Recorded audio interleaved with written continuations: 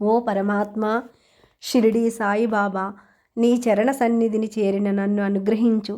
సకల జగత్తును సృజించి ఈ శరీరంతోనూ, వాక్కుతోనూ, మనస్సుతోనూ మేము చేసే పనులను బట్టి మంచికి మంచి, చెడుకు చెడ్డ ఫలితాలు వచ్చేటట్లు మానవ కర్మ సూత్రాన్ని ఏర్పరిచిన నీవెంతటి ధర్మమూర్తివి.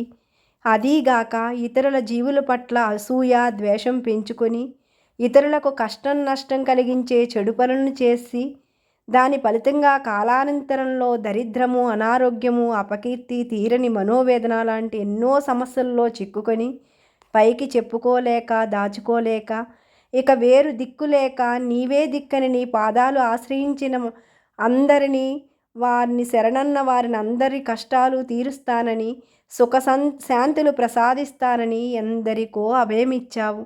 వారి కష్టాలు తీర్చావు. ఎన్నడూ నేను ఎట్టి కష్టాలు పాలవకూడదని, నిరంతరం శాంతి ఆనందాలతో జీవించాలని నీ దగ్గరికి వచ్చాను. నా వేదన తీర్చు బాబా.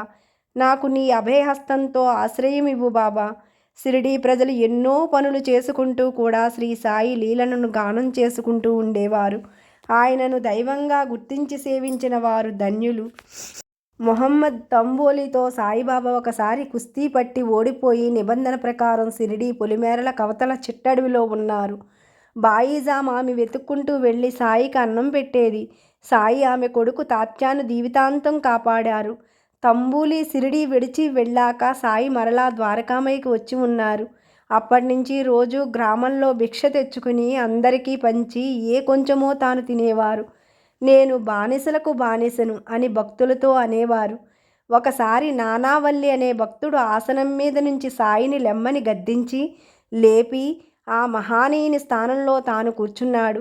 సాయిబాబా మౌనంగా తాను లేచి అతనిని కూర్చోనిచ్చారు. కానీ చెలించలేదు. ఎవరి నుంచి ఏమీ ఆశించకుండానే ఆయన అందరి పట్ల దయగలిగి ఉండేవారు. ఒక కుక్క సరిగ్గా భోజన సమయానికి వస్తే శ్రీమతి తార్కాడ్ దానిని రొట్టెలు పెట్టింది. సాయి ఆమెతో, అమ్మా, ఇవాళ కడుపు నిండా నాకు రొట్టెలు పెట్టావు. నాకెంతో సంతోషం కలిగింది. ఈ ద్వారకామయిలో కూర్చుని నేనెన్నడూ అబద్ధం చెప్పను. ఆకలిగొన్న వారికి అన్నం పెట్టి తర్వాత నువ్వు తిను.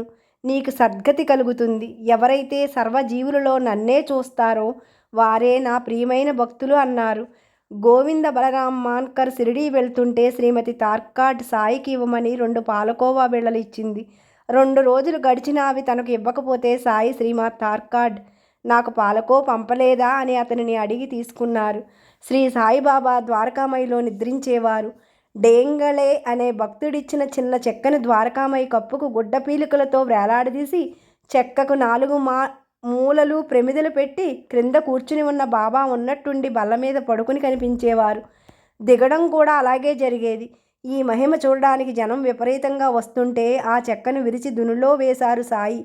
సాయి తమ భక్తులపై సంపూర్ణ ప్రేమ కలిగి ఉండేవారు. భక్తుల పూర్వాపరాలు, భూత భవిష్యత్ వర్తమానాలు ఆయనకు క్షుణ్ణంగా తెలిసేవి. శ్రీ సాయి సన్నిధిలో వారం రోజులు ఉండిపోదామని వచ్చిన కాకా మహాజనిని వెంటనే తిరిగి వెళ్ళిపోమన్నారు సాయి. తీరా వెళ్తే అత్యవసరమైన పని ఉండి అతని ఆఫీసు మేనేజర్ అతని రాకకై ఎదురు చూస్తున్నాడు.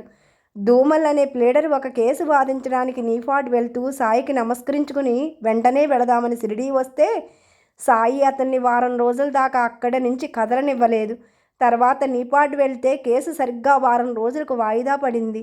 సాయి వద్దన్నప్పటికీ తాత్యా కోపర్గాంలో సంతకు వెళ్తుంటే త్రోవలో టాంగా గుర్రం కాలు బెణికి కూలబడింది. ఒక విదేశీయుడు దర్శనానికి వస్తే సాయి అతన్ని ద్వారకామాయి ముందు ఖాళీ జాగాలో క్రింద కూర్చోమన్నారు.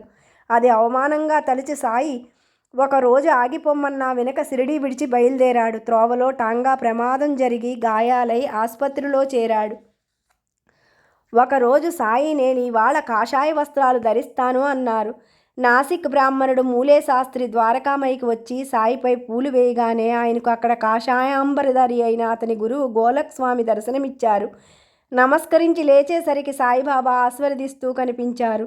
అలాగే శ్రీరామ భక్తుడైన ఒక డాక్టర్ ద్వారకామాయికి రాగానే అక్కడ బాబా స్థానంలో శ్రీరామచంద్రమూర్తి దర్శనమిచ్చారు. నమస్కరించి లేచేసరికి సాయిబాబాయే అక్కడ కూర్చుని ఉన్నారు. అన్ని జాతుల వారు, మతాల వారు చేతులు కలిపి ఐక్యతను సమకూర్చండి. భగవంతుడు మిమ్ము రక్షిస్తాడు. మోక్షం సాధించలేని జీవితం వ్యర్థం. ఎవరైనా మీకు కేడి చేస్తే తిరిగి జవాబివ్వకండి. చేతనైతే ఇతరులకు మేలేమైనా చెయ్యండని చెప్పేవారు సాయి. వేసవి సెలవులకు షిరిడీ వచ్చిన శ్రీమాన్ తార్కాడ్తో ఒకరోజు సాయి, అమ్మా ఏమైనా తిందామని బాంద్రాలో మీ ఇంటికి వెళ్ళాను. అయితే అక్కడ తినడానికి నా కోసం బాపు ఏమీ ఉంచలేదు అన్నారు. కారణం, ఇంటి వద్ద సాయిబాబా చిత్రపటానికి రోజు చేసే పూజలో ఆ రోజు శ్రీ తార్కాడ్ నైవేద్యం ఇవ్వడం మర్చిపోయాడు. శ్రీ సాయి ఆయన పటం వేరు కాదని, చిత్రపటానికి చేసే పూజలు తాను స్వయంగా స్వీకరిస్తున్నానని ఆయన సూచించారు. సాయి ఎవరిని తన నుదుట చందనం పెట్టనిచ్చేవారు కాదు. అయితే ఒకరోజు డాక్టర్ పండిట్ సాయి నుదుట చందనంతో త్రిపుండ్రాలు దిద్దితే ఆయన ఏమీ అనలేదు. పండిట్ నన్ను తమ గురువైన రఘునాథ్ మహారాజ్గా భావించి చందనమద్దాడు. అతని గురువుకు సేవించినట్లు నన్ను సేవించుకొనిచ్చాను అన్నారు సాయి. అందుకే సాయిని సకల సాధు స్వరూపుడిగా, సకల దేవతా స్వరూపుడిగా, సకల జడ జీవ స్వరూపుడిగా భక్తులు విశ్వసిస్తారు. సాయి భగవంతుని స్మరిస్తూ దినులోని విభూది పెట్టి రోగాలు తగ్గించేవారు. ఆయన ఒక్క మాటతో రోగాలు తగ్గిన సందర్భాలు ఉన్నాయి. శ్రీ సాయి నిషిద్ధ ఆహారం రోగుల చేత తినిపించినప్పటికీ అవే దివ్యౌషధాలుగా పనిచేయడమే ఆశ్చర్యం. భీమాజీ పటేలుకు క్షయవ్యాధి బాగా ముదిరి తరచూ రక్తం కక్కేవాడు. సాయి మనసు కరిగి, నీవు ఆతృత పడవద్దు, నీ కష్టాలన్నీ గట్టెక్కాయి. ఈ ద్వారకామయిలో అడుగుపెట్టిన వారి కష్టాలన్నీ నిష్క్రమించి సంతోషం కలుగుతుంది. ఇక్కడ ఫకీర్ ఎంతో దయామయుడు అని అతనితో అన్నారు సాయి. ఆ రోజు రాత్రి కలలోనే విపరీతమైన బాధ అనుభవించాడు. ఆ తర్వాత ఆరోగ్యం చేకూరింది. అప్పుడే భీమాజీ శ్రీ సాయిబాబా వ్రతం ప్రారంభించాడు. ఒకసారి బాబాసాహెబ్ బూటీ విరేచనాలతో బాధపడుతూ ద్వారకామయికి కూడా రాలేకపోతుంటే సాయి అతని వైపు వేలు చూపుతూ, జాగ్రత్త, నీవు విరోచనములు చేయకూడదన్నారు. జబ్బు వెంటనే తగ్గిపోయింది. మరొకసారి అతనిచే బాదం పప్పు, పిస్తా, అక్రోటు మొదలైన నిషిద్ధాహారం తినిపించి కలరా వ్యాధి తగ్గించారు. అలంది సన్యాసికి ఎన్నో ఏళ్లగా బాధిస్తున్న చెవిపోటు సాయి అల్లా అచ్చేకరగా అనగానే తగ్గిపోయింది. సాయి ఊది పెట్టి ఆశీర్వదిస్తే దత్తోపంతుకు 14 ఏళ్ల నుంచి ఉన్న కడుపు నొప్పి తగ్గిపోయింది. శ్యామ అనే భక్తుడు మూలవ్యాధితో బాధపడుతూ ఉంటే సోనాముఖి కషాయం త్రాగించేవారు సాయి. వెంటనే వ్యాధి నివారణ అయింది. మరొకసారి అదే వ్యాధి వచ్చినప్పుడు సాయికి చెప్పకుండా అదే కషాయం తాగితే వ్యాధి ముదిరింది. మరలా సాయి ఆశీస్సులతో నివారణ అయ్యింది. గంగాధర పండితుడు ఎన్నో ఏళ్లుగా కడుపు నొప్పితో బాధపడుతూ ఉంటే సాయి అతని పొట్ట ముట్టుకొని, భగవంతుడు నీ వ్యాధి తగ్గిస్తాడు అన్నారు. త్వరలో వ్యాధి నివారణ అయ్యింది. మక్కా యాత్ర చేసినాననే గర్వంతో సాయి దర్శనానికి వచ్చిన హాజీ సిద్దిక్ పల్కేను సాయి మసీదు మెట్లెక్కనివ్వక 9 మాసాల అనంతరం అతని గర్వహంకారాలు నిర్మూలనమయ్యాక ఆశీర్వదించి అనుగ్రహించారు. దాసగుడు అనే భక్తుడు ఖరీదైన కోటు, జరీ, కండువా, తలపాగాతో బాగా ముస్తాబై హరికథ చెప్పడానికి తయారైతే సాయి అవన్నీ తీయించి హరికథకు మూల పురుషుడైన శ్రీ నారద మహర్షి వలె నిరాడంబరంగా దుస్తులు ధరించి కథ చెప్పమన్నారు. ఆడంబరాలకు సాయికి ఎంతో దూరం. శ్రీ సాయి తమ భక్తులకు మంత్రోపదేశం ఎన్నడూ చేయలేదు.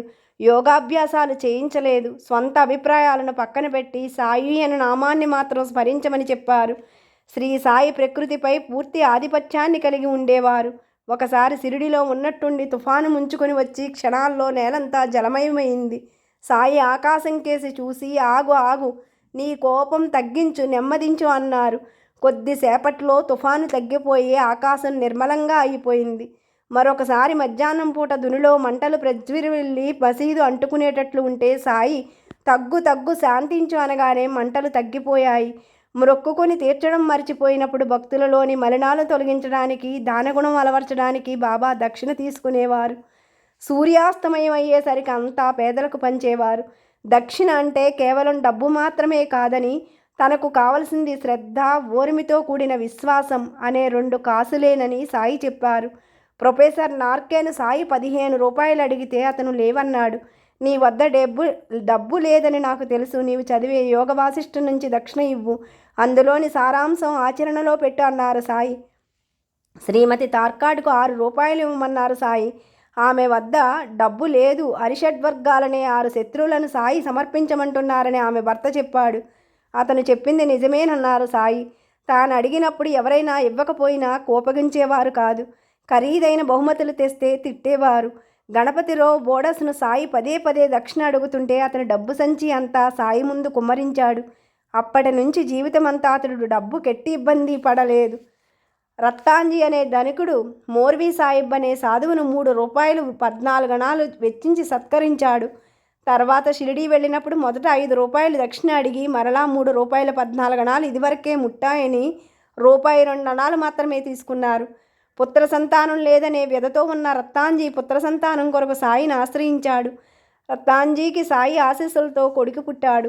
తనకు స్థిరమైన ఉద్యోగం వస్తే షిరిడీ వెళ్ళి కలకండ పంచుతానని సాయికి మొక్కుకుంటే చోల్కర్కు మంచి ఉద్యోగం వచ్చింది. టీలో చక్కెర మానివేసి డబ్బు ఆదా చేసి దానితో షిరిడీ వచ్చి మొక్కు తీర్చాడు చోల్కర్. అప్పుడు ఇతనికి చక్కెర ఎక్కువ వేసిన టీ ఇవ్వండి అని భక్తులతో అన్నారు సాయి. సాయి ఆప్యాయత ప్రేమలకు చోల్కర్కు ఆనంద బాష్పాలు వచ్చాయి. నా ముందు భక్తి ప్రవృత్తులతో మీ చేతులు చాస్తే రాత్రింబవళ్ళు మీ చెంతనే ఉంటాను అనే అభయమిచ్చారు సాయి. శ్రీ సాక్షాత్ పరమాత్మ సాయినాథ్ మహారాజ్కి జై. శ్రీ సాయిబాబా నీ పాదాల వద్ద నా శిరస్సు ఉంచి శరణు వేడుచున్నాను. నీ కృప వల్ల శుక్రవారం 2వ రోజు పారాయణ పూర్తి చేశాను. నన్ను అనుగ్రహించి ఆయురారోగ్య ఐశ్వర్యాలు, నీ యందు పరిపూర్ణ భక్తి విశ్వాసాలు, శాంతి ఆనందాలు ప్రసాదించండి బాబా. ఇది విన్నవారందరికీ అష్టైశ్వర్యాలు, ఆయురారోగ్యాలు, శాంతిని ప్రసాదించండి బాబా. ఓం శ్రీ సాయినాథాయ.